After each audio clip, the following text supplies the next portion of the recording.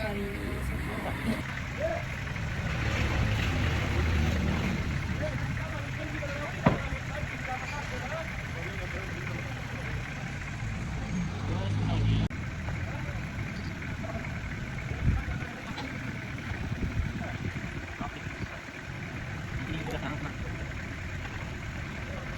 So sofa ni hadiahkan dekat Pak.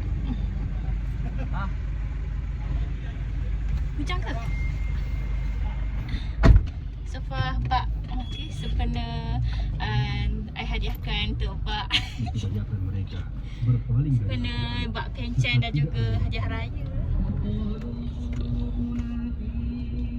Tu sofa Pak ramai. Pak balik masjid. Wah. Sabar mak, duk kebuk okey. Di sini. Bah, masuk. Nak pergi mana? Tak situ dulu. Tak situ ni ada apa? Tak sini. Tak jelas dulu tak dulu. Tak sini lah. Dulu gas balik. Ejah mula. Gas mula. Muat tu. Satu situ dia. Boleh ni. Boleh cabut. Ha? Ngangkat tu. Semua boleh ke? Ya, satu situ saja. Apa nak datang lagi? Apa? Awas lagi. Apa dah nak cuy? Apa? Apa tu uji? Apa nak nani? Mesa? So, kita suka cerah. Juga culung hang. Buat gini ya. Nak nangis je tu ni kau nanya. Siapa? Duduk apa? Dia dah tak kata.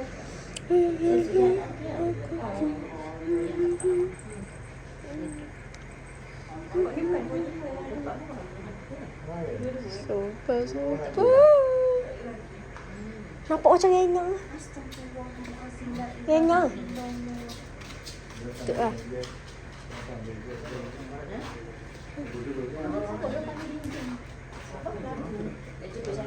Sampai dia lagi.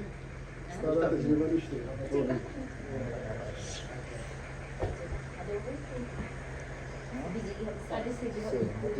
Dia satu boleh je kan. Kalau nak apa raya sakang tak sekolah.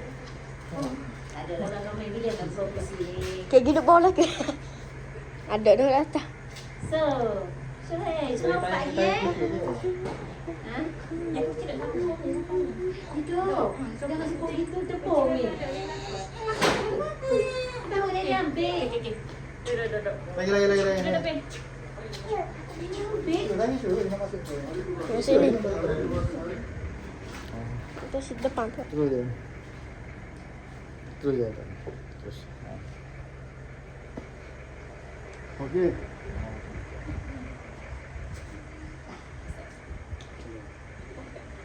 Dah bayar dah belum?